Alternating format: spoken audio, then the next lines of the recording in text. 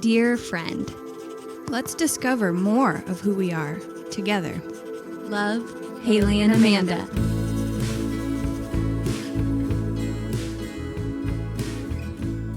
Well, hello, dear friends. Excuse us. Oh, we would just have to tea this afternoon. morning.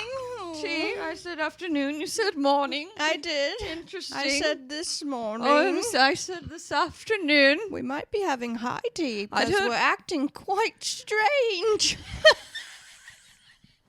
Also, I sound like drunk English. Oh, I sound like Julia Child. Yes. I was Not gonna say, British. and I was gonna say, that you sounded like Ooh. Mrs. Doubtfire. Excuse me. Mrs. Doubtfire. It's hard to hold a mic in the teacup. And a teacup, especially Oh. when We could they're AS empty. We can ASMR the teacups. Is this putting anyone to sleep? Or is it... Empty. This is the worst beginning of an episode. I'm or into maybe the it. best. I'm into it. Cheers to some afternoon Afternoon morning tea. That's high.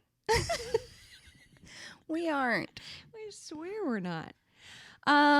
Okay. I didn't know if that gave it away, but we're talking about tea today. And you might be thinking, Haley, Amanda, why are you talking about tea on your podcast? It's a beverage. Oh, my Well- friends, it is so much more than a beverage. We're talking about not just the beverage, but the, The ritual of around tea. But before we do that, Let's do the we're ritual. recording this on 4th of July in America. But we have our own pledge. That's right. So We're celebrating we're celebrating our independence. independence from The rest of the, the world. Yeah, because it's it's just us for all. us. For all. Are you ready? Dear. I pledge allegiance to the flag of the United Mates in America. And rarely in public is where we stand, one friendship, under God, indivisible, live party, Live party. and just us for all. It's just us over here, and there's nobody else. Nope. And there's no tea in our glasses. No, there's not. But you know that, I know that this sounds really cheesy, but doing the ritual of our pledge, it's different every time. but it's the same. And it kind of, it brings us back. It brings us back to the beginning. It grounds us. It's different but the same. So we're talking about the ritual of tea today because one thing here. I can't drink coffee. Did you know that? I'm like allergic to caffeine. Her energy is all natural. Yeah, Mine is not. I'm like I'm starting up here with energy, and if I were to drink coffee, then I turn into a crackhead. Oh, Yeah, yeah, I've seen it. yeah. I don't know why God made my body to metabolize caffeine the way that it does, but it literally makes it to where I don't finish sentences, nor do I act like a human. I turn into another creature, That's right. and one we don't know about. It could And be you- alien. They say that redheads are very sensitive. They do say that, and They. I cry a lot, and I'm kidding. No, but I am really sensitive to caffeine, and I know that there are teas that have caffeine in it, but there are a lot We've of experienced that. yes. Trying to have an innocent caffeine-free tea. And I got a really high caffeinated tea on accident and got really scared. And I left her here alone with Maris. And Maris fell Left you asleep alone. and left me alone with myself, and I didn't go to sleep that night, and I was scared. But tea is a good alternative for me because it does give me a little bit of caffeine, but it's also having like a nice hot beverage, which is something I liked about coffee. But so why I'm saying that is because I got into tea quite a while ago because it was a good, like I said, alternative for me. So I love tea. I love making tea, all that. And then, in the past few years, we have started putting on teas. Well, one, because we love hospitality and we love having People over, people over and serving them and creating like a beautiful, special ambiance for people to feel special and create memories. But also, we love tea yeah. and the ritual of it. Yeah. You got lost. I in your lost my thoughts. thought. Yeah. I knew where you were going though, that we like the hospitality part of it, but we also like the ritual of it. And so we've recently read a few things that kind of fed into that love of the ritual that really resonated with us. And we wanted to share them with you today, hopefully to open yourself up to the real beauty of the ritual around tea, and to maybe do something sweet for your friends and family and throw them a tea. Yeah, and I just wanted to say that we have, since we got into it, like a little bit more into it than just having tea every now and again, we've done it like in a few different ways, and it's something that can really be like on a sliding scale. Yeah, of, like of really fancy or just because it's not about fancy. It's not at all. But you can go over the top with it. But it's more about just the experience of it. And we've been to a few tea houses lately that are on that scale. And we're actually going to a high tea today with our friends who were on the podcast, Kara and Courtney, the Genius Sisters, artist sisters. So tea is a huge part of our life, especially right now. And I think, tell me if you agree with this, because we're two different people. That's right.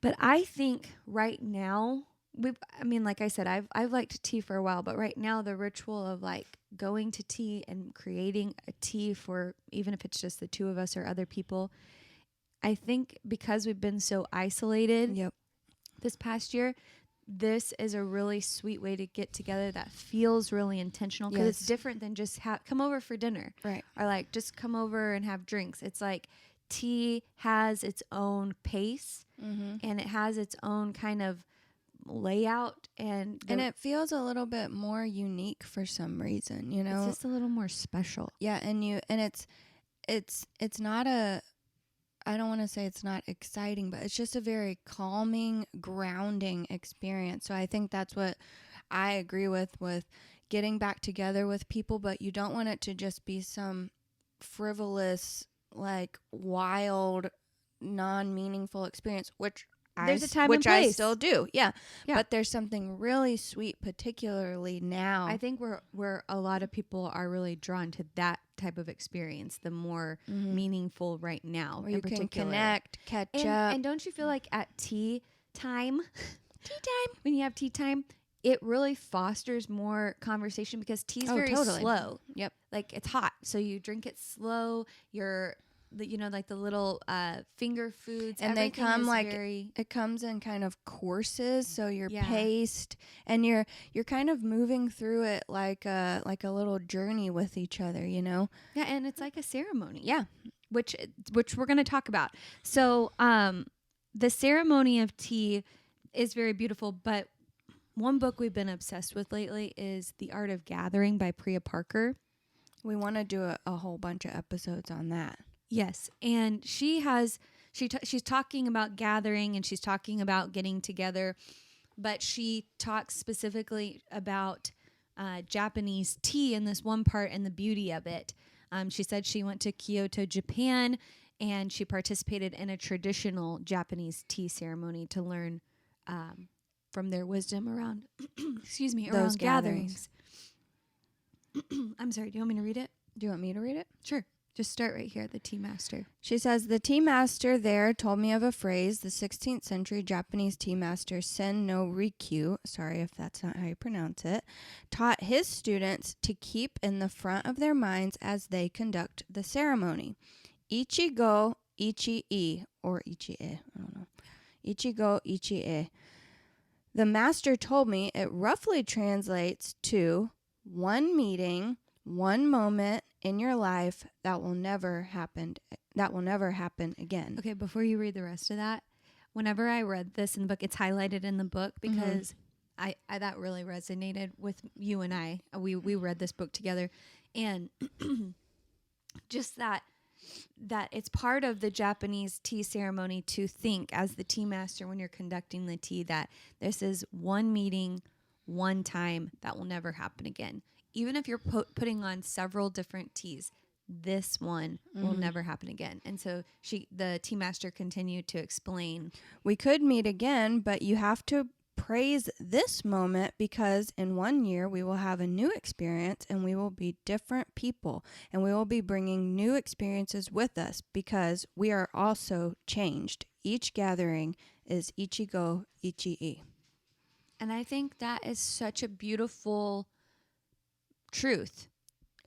I want it to like settle in for our listeners for a second, you know, like it's not this can be applied to more than just a tea gathering, you know, it's Any gathering. yeah, but like trying to really be mindful that the things that you do, even as a paradox of like a ritual, which is something that is repetitive, you kind of do the same thing each time, but really being mindful that each experience is unique. Even if you're there with the same people, like you're a different person with new experiences showing up each time, there's an opportunity for new connection, your mind to be open to new things. Like even today, I'm so excited to go to tea with our buddies, Kara and Courtney, because we saw them yesterday, but we're bringing new things to the table today. And I can't wait to see what we're going to talk about and learn about each other. Well, and I was just thinking, so last weekend, Haley was there. I threw a tea for my niece who got engaged, and I had her, my other niece, and my sister-in-law over to. The point of the gathering was to wedding plan a little bit because I'm doing her floral. But when I chose to do the tea, and whenever I was putting the tea together that morning, I just kept thinking to myself, and while we were sitting at the table even, that this is a very unique time because she'll never be engaged again. I mean, maybe, but I mean, like, never to this person. Hopefully not. Yeah, so it's like this moment in time where she's this young woman stepping into a whole new stage of life, and we're all these ages, we're all in this certain place in our lives. Like, I was really trying to take it in, like, I want to make this special for her and us, and to be a memory that we remember years later of planning her wedding and doing this tea. And I think it's similar to that Ichi, is it Ichi go Ichi?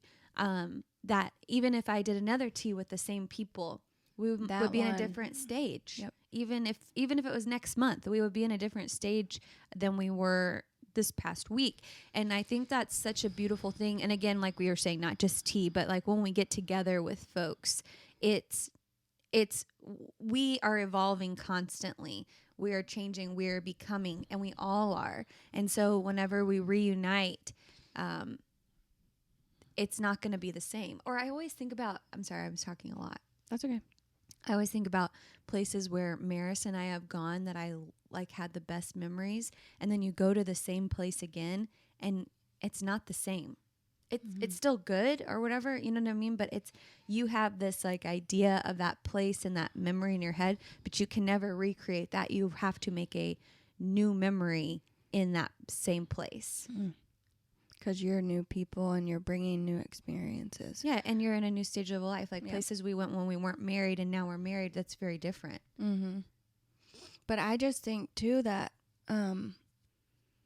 making the tea in particular is such a good memory maker because it really does feel like it holds more potential to be like a bookmarker in people's timeline because of the special ritualistic quality of it, and that you're gathering in the daytime and it's so intentional, and your conversation is, you know, just everything around that ceremony, it makes it easier to be a bookmarker for some reason. And I think that there is something really special about making a ritual with someone that you continue to do, and it can make those new memories for you because you're making it so intentional. Whereas like, let's get together once a week to do something random. You know, it's harder to reach back and find that as a bookmarker when it's something that's changing all the time. I totally agree. And not to mention that just, again, that the art of tea and making tea, it's very calming. It is, yeah. And I kind of, when we went to the French Room, To celebrate our 1-year anniversary of the podcast, we celebrated to have high tea at the French Room here in Dallas at the Adolphus. speaking of a bookmarker, Yeah. I mean, geez. that experience The was memory- so fun Yeah. And because that's really fancy. yeah, it was really fancy. And I was so caught up in like how fun it was and how special it was that it was kind of an eye opener, a light bulb moment for us when we were like, we're also taking in something that's really beneficial for our health. Yeah. Not the pimento cheese sandwiches, probably. Well, but on the table when we got to the high tea at the French Room was this quote, and I loved it. It was like on a little card. It said, "There are few hours in life more agreeable than the hour dedicated to the ceremony known as afternoon tea." That's a quote by Henry James. And it's true. It's just a very, like, I mean, it's really hard to put into words because I know that there's like the ritual of Japanese tea historically is like almost like a religious ceremony. It's very specific and Very they do spiritual. yeah, it's a bunch of really tiny details and cleansing and all this kind of stuff. And that's not what we do for when we do high tea or host teas, but there's still this ceremony of it. And also there's always something beautiful when you put like your heart into bringing something to your friends and loved ones. And something about like service. Like there's something really like special in the detail of you making tea and then like refilling people's teacups. Like even I remember our waitress's name at the French Room was Connie, She was and so sweet. and her coming to the table over and over and over and telling us the new tea and serving us just felt like, I don't know, like a very special exchange. Well, and last October in my family, we had a great loss. My uncle passed away, and our family was just really hurting. My other uncle was in the hospital for COVID and ended up passing away from it too. So both, like, our family was just in a very trivial time. And how I decided to handle that was I gathered my aunt and my cousin and my mom and my sisters, you know, and their girls, and we threw a tea, and Haley helped me because it was bigger, and we had 2 tables going, and we served. So I was serving one table and you were serving another table of my family, and it was just such a beautiful day to treat them because it was And so much comfort yeah, them. that's so much like grief and sadness going on, but they mentioned how much it meant to them, but it meant something to me to be able to serve them like that and take care of them in that way. Yeah, and I mean, I don't want to be like too repetitive, but it's also there's something so different about it being in the daytime and it being tea. This like comforting, all natural, herbal thing that actually is beneficial. It actually is doing something to your mind and your body. I mean, because I would initially be like, oh, I want to comfort someone or I want to be comforted. Let's go get a drink, you know? But then it's like, it's usually this nighttime. And there's nothing wrong with this, by the way. I do it a lot. But, you know, then it's like your mind gets cloudy because you're kind of numbing yourself and stuff. And it's nighttime. And then like things probably end up getting a little out of hand. I don't know.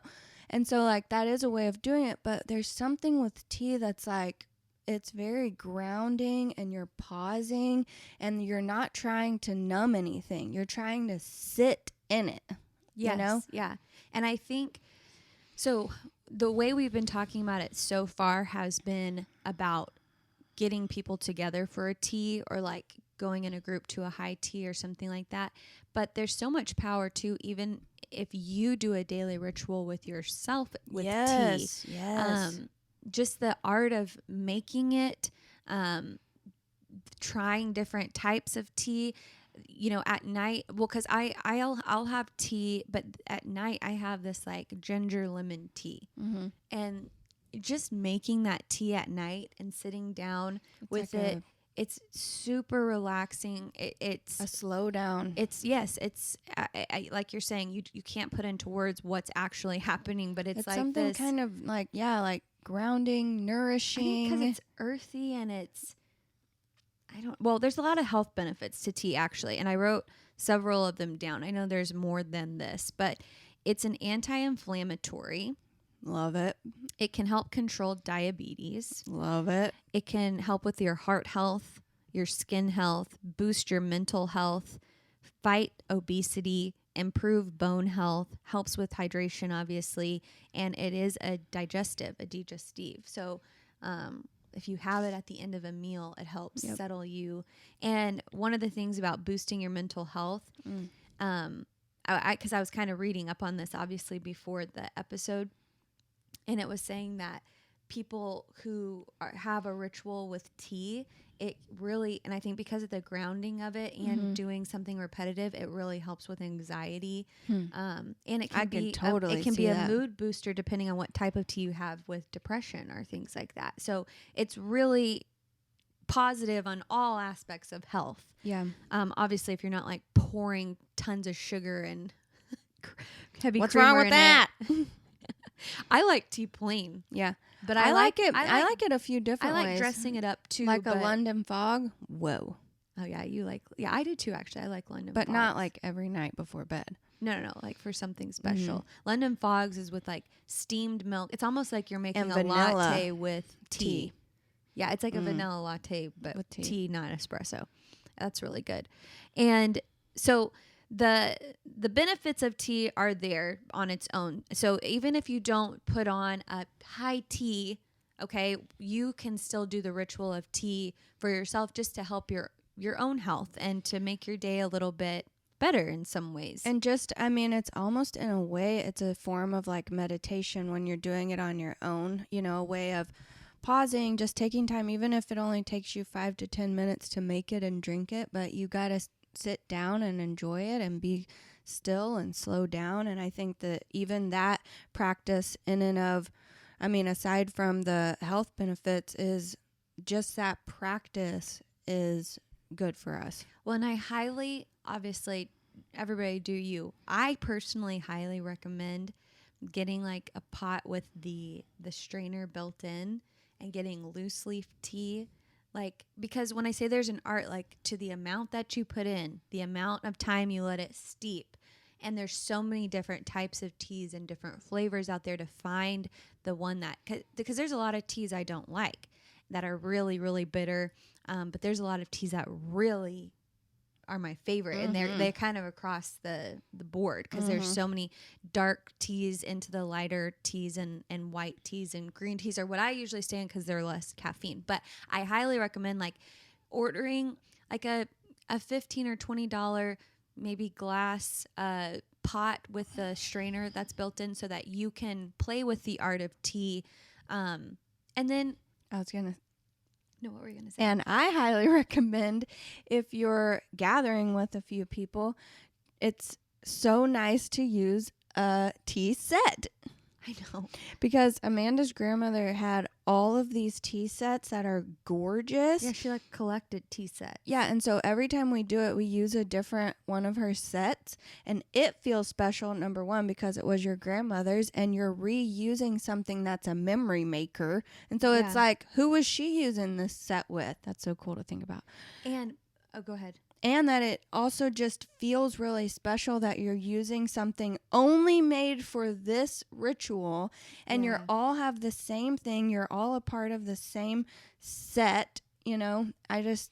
Yeah, I agree. All the way around feels special. And I was going to tell you this, that I've been helping my mother reorganize her closet and I found this box and it is a gorgeous Japanese tea set, like the little cups and the pot that you put the bamboo on. And someone gave it to her who went to Japan, Oh my gosh. and it has little daisies hand painted all over it. And so she gave it to me. So we've got now to we do gotta- our next tea. We've got to do our next tea with that one. But yeah, I think you're right. Like having a tea set and you all have like one piece of the set, like having the cups when you're throwing a tea, there is something like very unifying and special about that. And also try throwing a tea.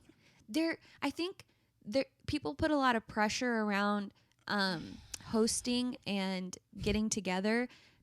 What are you laughing at? Can you guess what I just? It made The me think- TikTok? Yes. There's a we need to post it on our stories, but there's a TikTok that I just showed her and Courtney yesterday of this girl who's like the Really nervous. anxiety around hosting. So it's like point of view of if you're hosting a party, and she's like, "Oh yeah, this is a charcuterie board. It's meat and cheeses. It's not that fancy. I'll throw it in the trash. It's fine." Is everybody too cool in here? Anybody want me to go out and get one of those, window AC units? I'll be right back. It's like she just keeps like trashing her own house and everything that she's doing, because I can be like that too sometimes, where I get too much in my head about making things perfect. When it's not even really About that. I mean, it matters to us, and the thought goes a long way. But like at the end of the day, that's not really why people No. are there. Yeah. And I think, like, for me, whenever I've thrown the teas, I've tried to make it a fun experience of just like trying new things, like making those little cucumber sandwiches and Yum. looking up little recipes at Pinterest, because mostly tea foods are not crazy hard to make. I didn't hand make like the pastries. I bought them from a little You made the bakery. scones. Scones are so easy to make. They take 10 minutes. It's incredible. So yeah, I would say if you have a group in your life, family or friends, who maybe need some, Attention. but like some care, and maybe they've going through a hard time, and even not, maybe you've been separated and you haven't Or you really, just need a unique way to connect. yeah, I highly recommend trying a tea. And I don't mean this for just women. Like, guys having tea too. Like, it's Yeah. not a feminine experience. And actually, when we were at the French room, there were a bunch of different types of people there. And I mean by like genders and everything. It's not an exclusive thing for women. And even I love the tea house that we go to here, Potpourri Boulangerie. It's run by these young guys. yeah. Their mother started it, and it's so sweet, the care that these men put into the tea and the pastries and everything. And it's not women. You don't have there's no female staff right now besides the Zero, mom yeah. when she comes in. And so it's not gender exclusive, and it's something really beautiful. And I highly, highly, highly recommend you adding it to your life, whether you go and experience or you create the experience for yourself daily or for others in your life. Also, I went to the Kimball High Tea. Yes. The Kimball Museum. We've been trying a bunch of different ones. Yeah. And you I liked loved it, right? it. Yeah. And Being around you the went art. You went to look at all the artwork, and that was like very nourishing, and then you sat down and could reflect on it and had like a beautiful tea. love it. And then just to kind of finish up, I also wanted to add that let's say you really don't want to have tea. And you're not interested in that at all. Like, you think about Ted Lasso when he's like, He's like, I always thought tea tasted like brown cardboard water. And you know what? I was right.